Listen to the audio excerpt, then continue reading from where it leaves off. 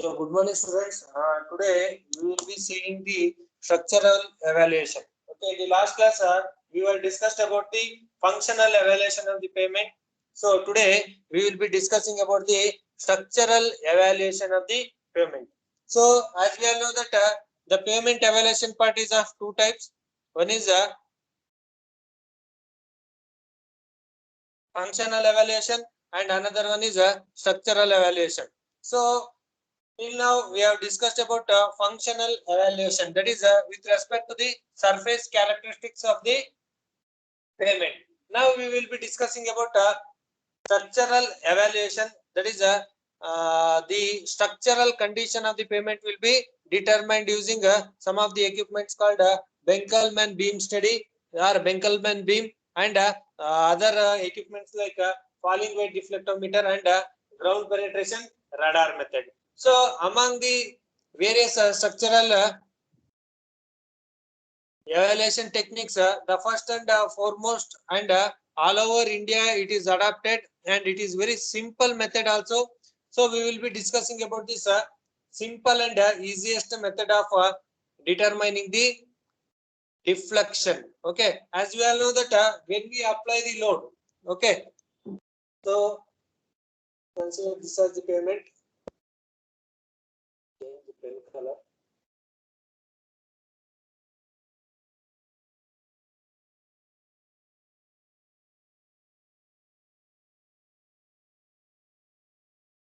So, if we consider this as the payment means when you apply the load on the payment means the payment undergo deflection. Okay, the payment undergo deflection. As soon as you remove the load means it will regain to its original position. So, as we all know that when we apply the load on the payment means it will automatically deform and when the load is removed from the pavement means it will automatically recover to its original position and that we are going to call it as elastic deformation. So that we are going to call it as elastic deformation or elastic behavior. As we all know that the flexible pavement, okay, the flexible pavement is a elastic in nature. So when we apply the load, it will deform. When we release the load, it will not. It will regain to its original position. So this is the elastic behavior where the flexible pavement will be having. So using this elastic behavior, we will be discussing about the deflection. So as we all know that from the top surface, whatever the undulation, what we are going to get, that will be our deflection. Because of the application of load, the pavement undergoes deflection and which will be reflected on the surface of the pavement. Okay, which will be reflected on the surface of the pavement. And as we all know that Benkelman beam, okay, he is a scientist called Benkelman. So he has invented this BBD, that is the beam studies for determining the deflection measurement under the pavement. Okay, under the applied load, what will be the deflection we are going to determine. So Benkelman beam is a less expensive deflection measuring equipment.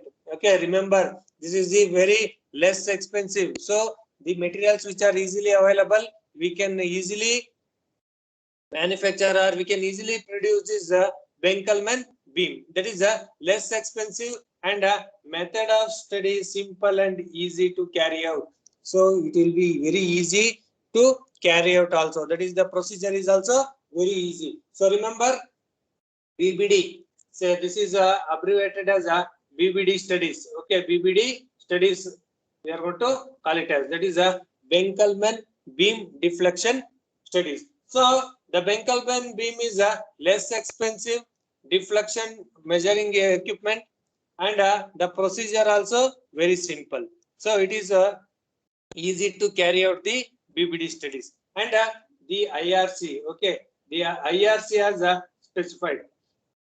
IRC has specified a separate code for this Benkelman beam deflection studies. That is IRC 81 1997. So kindly note down.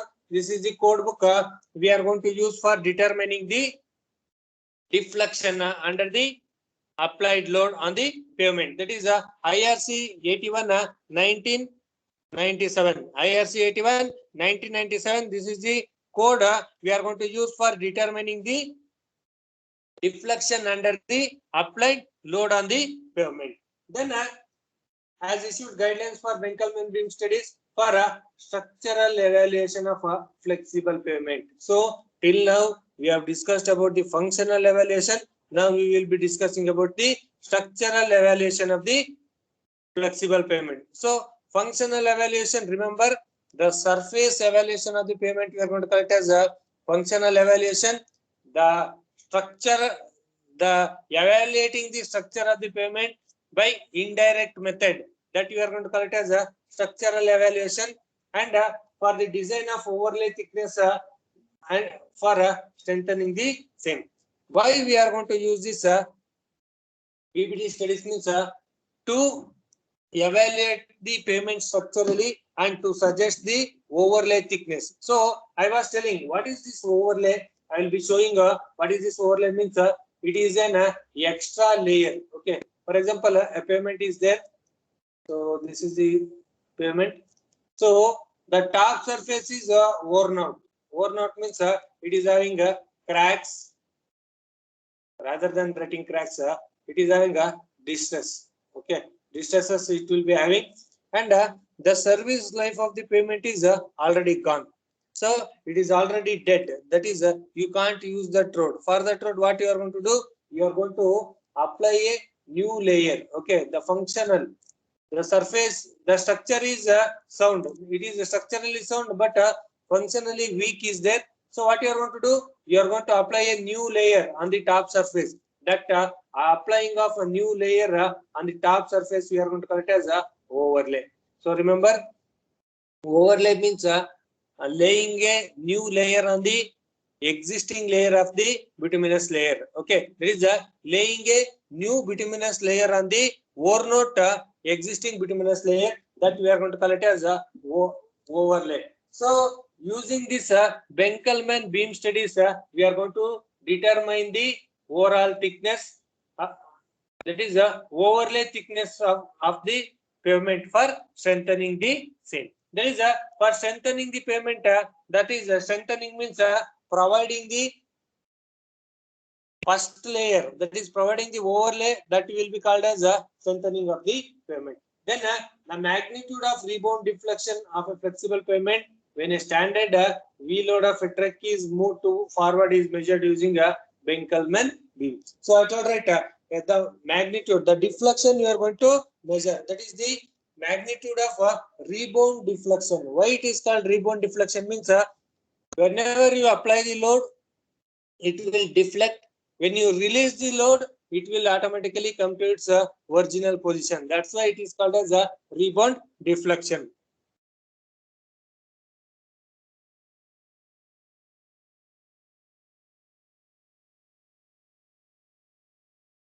So rebound deflection, that is whenever you apply the load means you are going to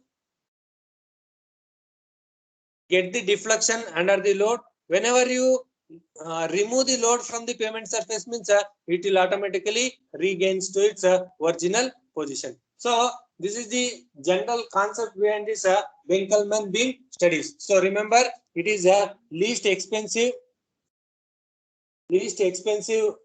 deflection measuring equipment, and method of study is simple and easy to carry out. And rebound deflection of a flexible pavement when a standard wheel load of a truck is moved forward is measured using a Benkelman beam. So whenever a load is applied and whenever it is moved forward means the deflection will be there. Again, when the load is removed means the deflection regains to its original position. So the reflection will regain to its original position. That's why this deflection, what we are going to measure, is called as a. Wait a minute.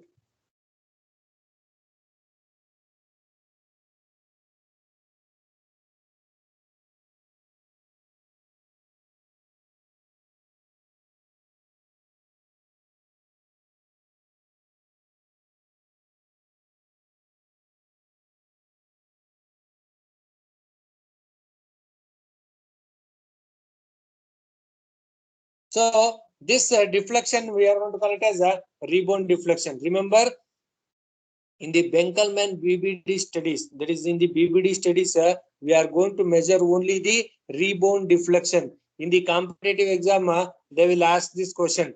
So what type of deflection you are going to measure in the BBD studies means they will ask rebound deflection, deflection, elastic deformation, and plastic deformation. They will ask. So in this, we are going to measure the rebound deflection. Okay, is it clear?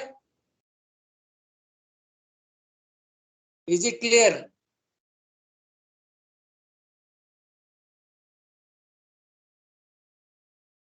Kindly respond.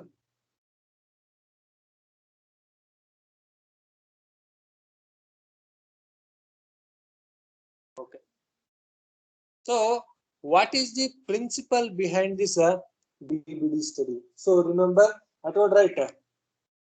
Whenever you apply the load, you can see in the diagram. Whenever you are applying the load on the surface, means it will undergo deformation. So, it will deflect according to the load. And whenever the load is removed, means it will regain to its original position. The same principle has been adopted in the BBD studies. That is, when a load is applied on the pavement surface, it will undergo deflection. When the load is removed from the pavement surface, it will recover to its original position. So, what is the principle? The deflection method is based on the concept that pavement section which have conditioned by traffic deform elastically under a load. So, whenever more vehicles are moving on the pavement, that is when the traffic is moving with a large number, means it will deform elastically under a load. That is, the deformation of elastic deflection under given load depends on soil subgrade type and its condition of moisture and compaction, thickness and quality of the pavement courses. So these are the factors which will be considered while conducting the BBD studies. That is the elastic deformation. So you can observe here in the diagram. So this is the elastic deformation, what I am rounding up. So the elastic deformation which basically depends on the soil subgrade. If the soil subgrade is of softer in nature, the deflection will be more. Then moisture, if the moisture is present in the soil, means automatically we know that the subgrade soil becomes weaker, and which will leads to elastic deformation. Then pavement surface temperature, then compaction and thickness. So if you are compacted the pavement with a loose condition, that is compaction is not done properly, means there we can expect this deflection. But when the compaction is done properly, means we can easily avoid this elastic deformation. Then quality of pavement courses, that is quality of pavement materials which are used in the different layer. So if soft aggregates are used in the pavement layer, means as we all know that when you apply the load on the soft aggregate, it will deform. Then drainage condition, which will again relates to moisture. Then pavement surface temperature. Why? Because this temperature comes here because the bitumen. Okay, the top layer will be the bitumen, which is susceptible to temperature. We all know that the three conditions of the bitumen. Okay, the three criteria of the bitumen, that is solid at room temperature, at low temperature, semi-solid at room temperature, and liquid at a high temperature. So whenever the temperature of the pavement or the temperature of the atmosphere is beyond 27 degrees Celsius, the bitumen behaves like a semi-solid. Semi-solid means it will deflect up to certain extent. And whenever the temperature rises to 40 or 45 degrees Celsius, it becomes slightly, it will transit from semi-solid to liquid. So if there is any state transition is there, means it will automatically deform the pavement. Then extensive studies in other countries have shown that performance and life of flexible pavements are closely related to pavement elastic deflection caused by the passage of V load. So apart from these factors, there is one more factor called V load. So based on the V load application, the deflection or deformation of the payment is going to happen. So remember, the basic principle behind this Winkelmann beam is because of the V load, the payment undergo deflection.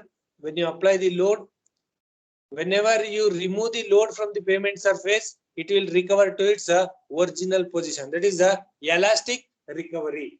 Then the beam measures payment deflection under a V load, while the rebound deflection is one related to payment performance. Okay, so we have already seen that is the international roughness index. Okay, it is one of the parameter which will be used to assess the functional evaluation or assess the functional condition of the payment. Here rebound deflection. Okay, it is a rebound deflection will be used to assess the structural condition of the payment.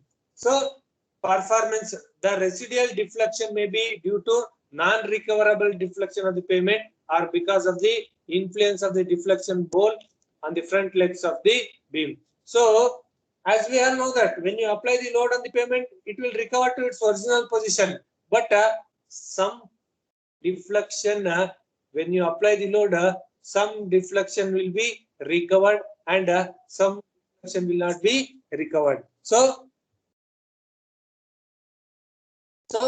that is some deflection will be allowed recovered and some deflection will not be recovered. That unrecovered or non-recoverable deflection, we are going to call it as residual deflection. Okay, the residual deflection means the non-recoverable deflection. What we are going to get, that we are going to call it as residual deflection. So this is because of either the payment material or because of the beam defect. So simple. In the principle, you have to remember, when you apply the load on the payment, it will deform.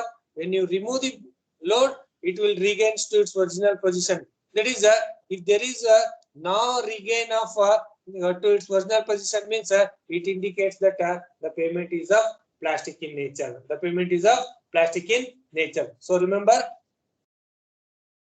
when the payment undergoes deformation, when you apply the load, that we are going to call it as elastic deformation. When it recovers, when you apply the load on the payment undergoes deformation, but it will not recover to its original position. That you are going to call it as a plastic deformation. So remember, there are two types of deformations are there. One is elastic, which will recovers to the original position. Another one is plastic, will not recovers. Always remember, all the flexible payments are elastic in nature. So they will be elastic in nature. They will recover from the deformation. That is, it will recover to its original position. Okay, is it clear? Is it clear? Kindly respond.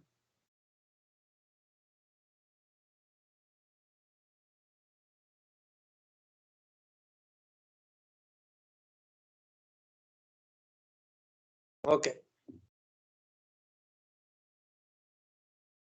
Now we will move to what are accessories we require for this Winkelmann beam deflection study. What are all the accessories we require? We one by one. So the first one is in order to conduct a BBD. Whenever I say BBD studies, means it indicates that Winkelmann beam deflection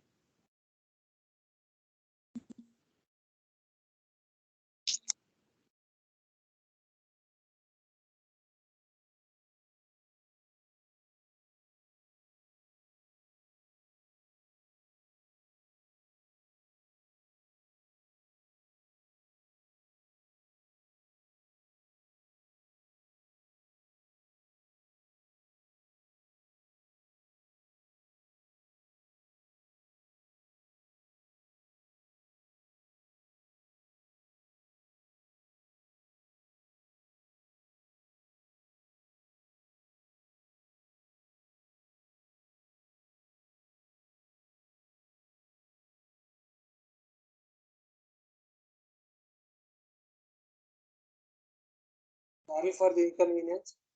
So whenever I am saying BBD studies means it should be indicated that Benkelman beam deflection studies. So what are all the component parts we require for conducting this BBD studies means standard Benkelman beam with dial gauge. I am going to show a Benkelman beam with a dial gauge.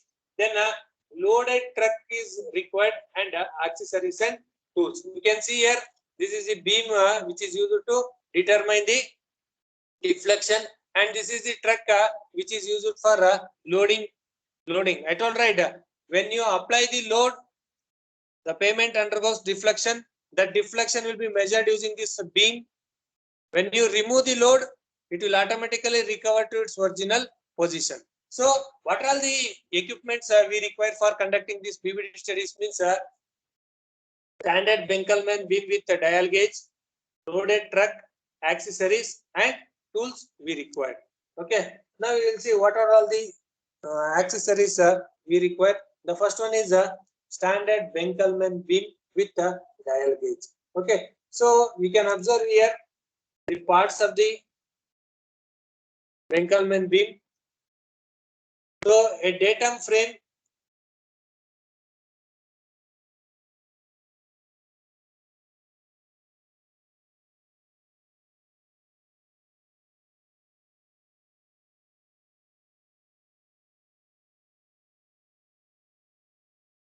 so a datum frame, that is a datum frame. So this will be the datum frame. So whatever I am highlighting, so the one will be the datum frame. You can see here, supported on a rear leg with a provision for quick adjustment and two front legs adjustment screw. You can observe here the fifth one will be the front leg with the adjustment screw. So this will be the front leg with adjustment screw. That is a front leg with the adjustment screw. Then a slender beam of total length 3.66. So the total length of the beam.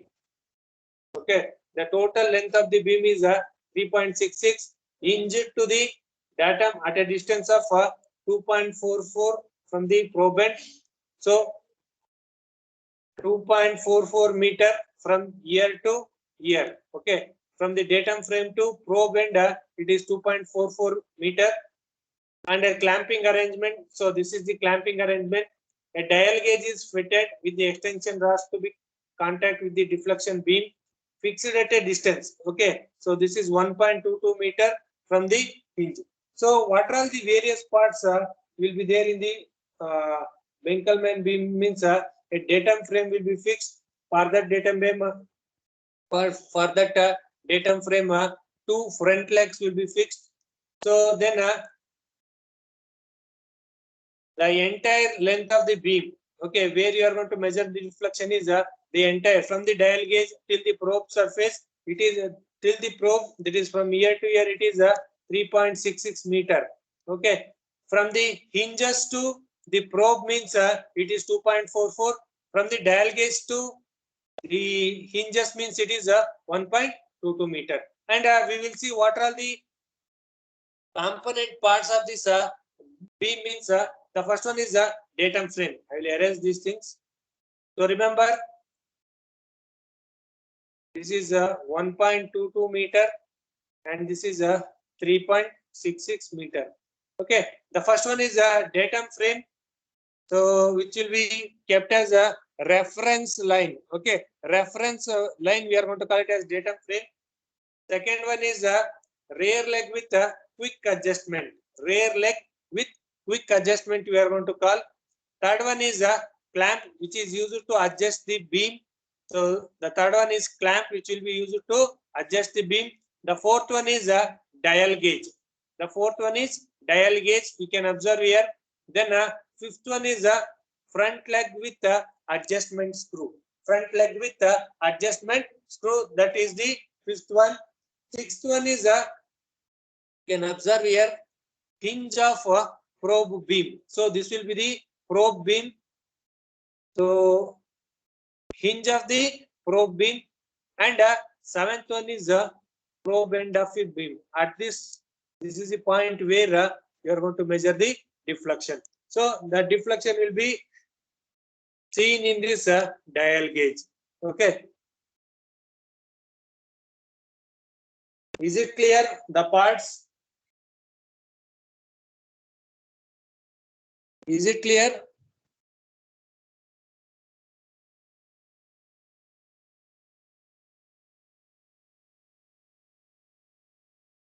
Is it clear?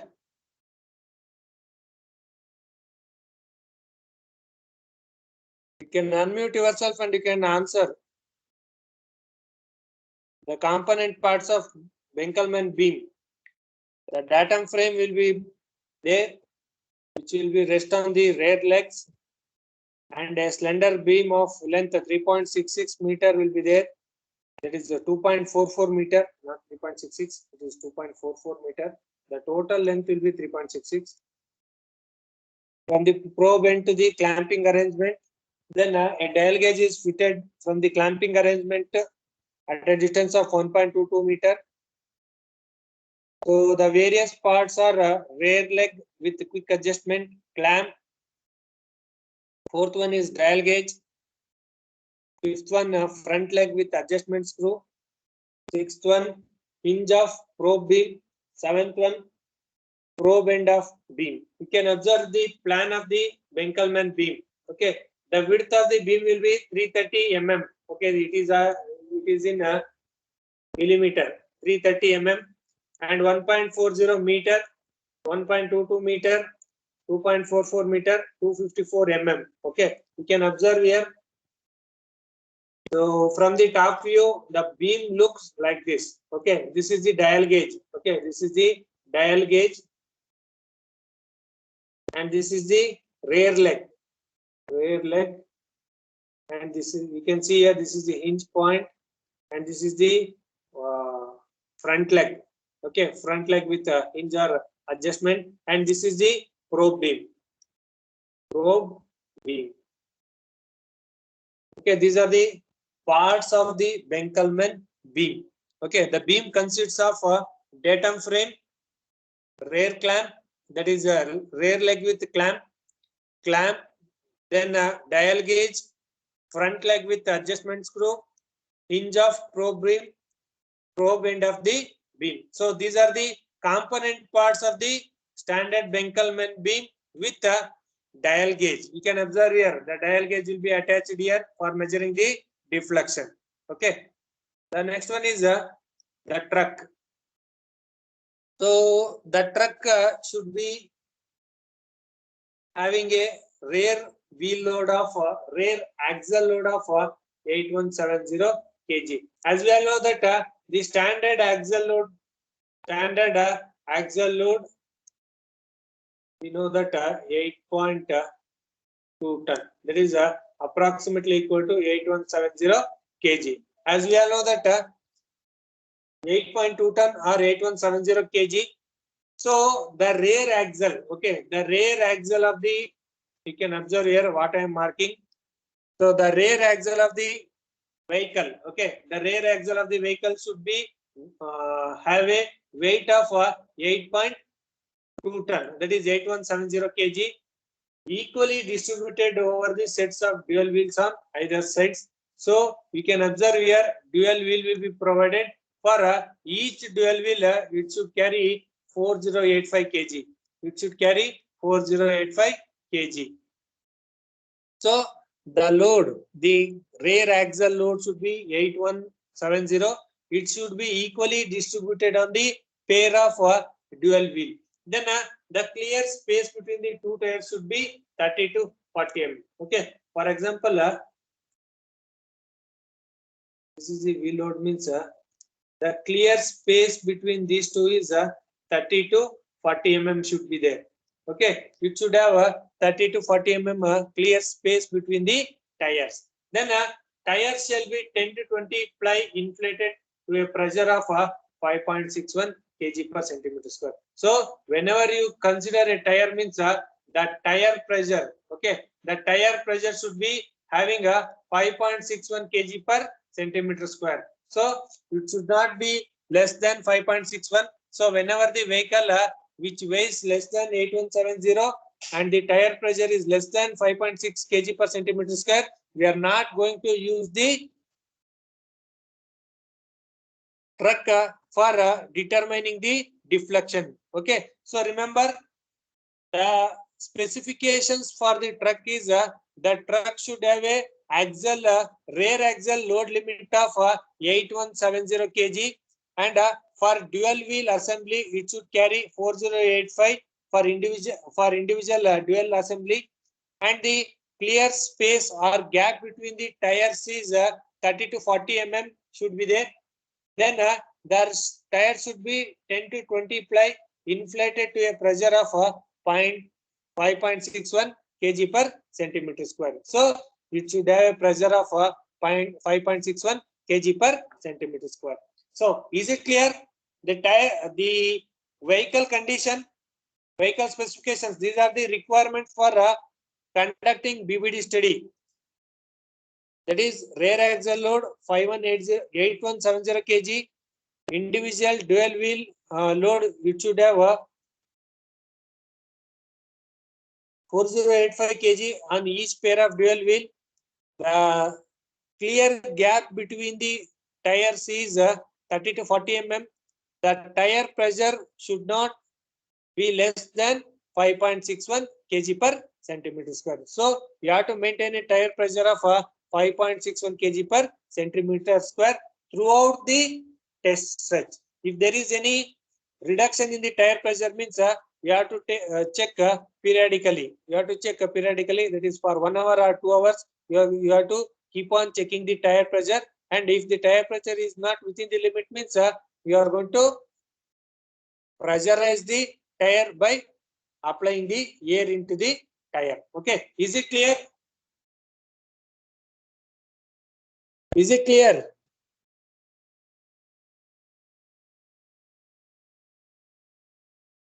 Is it clear?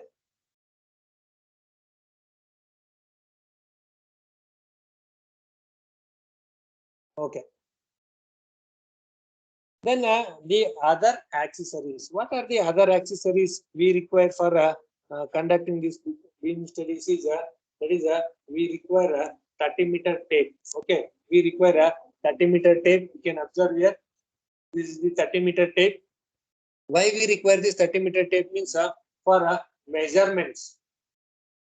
For measurements, for marking. So marking the points on the pavement surface. So we require this 30-meter tape. Then chalk piece of chalk which is used to mark the points on the pavement. Mark the points on the pavement. In some cases, you can use the paint also. That is a paint.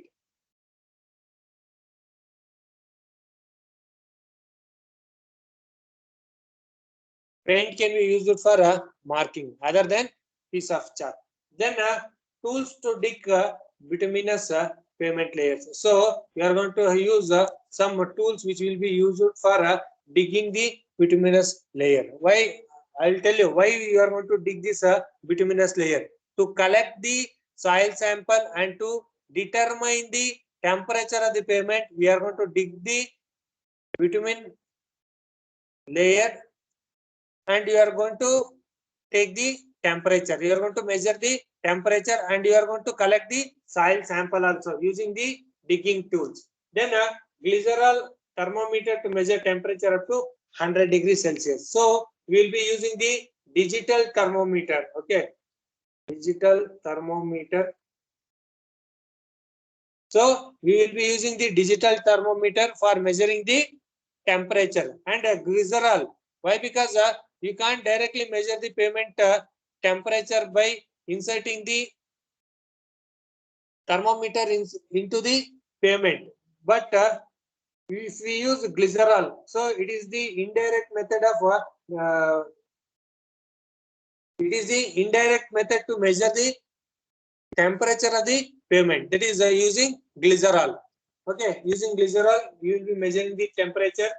Augers and plastic bags to collect the soil sample. So augers will be using. So these are the augers which will be using to dig the pavement. and you are going to collect the soil sample. I will tell you why we require to dig the pavement and why we require to collect the sample in the later classes. So for time being, you simply remember the Benkelman beam will be used. Then a truck with loaded with a rear axle load of 8170 kg. Then the other accessories like tape, piece of chalk, digging tools, then glycerol and thermometer, then augers and plastic bags to collect the soil sample. Okay, these are the components or these are the equipments we require for determining the rebound deflection. So the the first thing is the beam, which is very important equipment. Second one is the loaded truck, that is the truck with 8170 kg rear axle load, which will be distributed for a dual wheel of 4085 kg. The clear space between the tires is 30 to 40 mm. Then the tire pressure should be 5.61 kg per centimeter square. Then the accessories, tape, we require tape, paint or chalk piece for marking. Then tools to dig the bituminous pavement layers, digital thermometer to measure the temperature of the pavement, then augers, which will be used to dig the pavement and to collect the soil sample. Okay, these are the some accessories and tools which will be used for a Benkelman deflection study. Now we will see what is the procedure you have to adapt. Okay, what is the procedure you are going to adapt? These are all the first one, we have seen the principle. Second one, the apparatus required for conduction of this survey. The third one is a procedure, how we are going to carry out this beam studies. So the entire procedure is specified in this IRC code. If you note down or if you Google or if you download this IRC 81 1997 means in this all the procedure what we are going to discuss, the entire BBD studies are briefly explained in this IRC code book. So the first method is, the first thing you have to conduct is a preliminary study. So before conduction of any experiment, we will be seeing some preliminary things. So the preliminary studies you are going to conduct, that is before starting the deflection study, we are going to carry out three conditions. Okay, three things we are going to cover before carrying out the deflection study. The first one is a pavement condition index, that is pavement condition survey. So you are going to check the condition of the pavement, whether it is good, whether it is 50% deteriorated, whether it is completely deteriorated. Then demarcation and grouping the roads, which from using the data from the pavement condition survey. The third one is a marking. Okay, these are the three things preliminary surveys you are going to conduct: pavement condition survey, grouping of the roads, then marking of the points on the pavement surface. Okay, is it clear?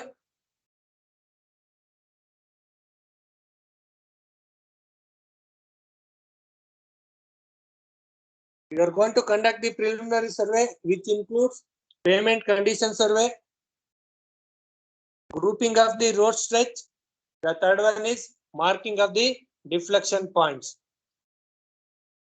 Pavement condition survey, you are going to walk along the pavement surface.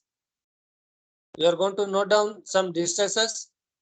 Then by seeing the distresses, you are going to group the pavements, and after grouping, you are going to mark the observations on the pavement surface. Okay, you are going to mark the observations on the pavement surface. Okay, is it clear?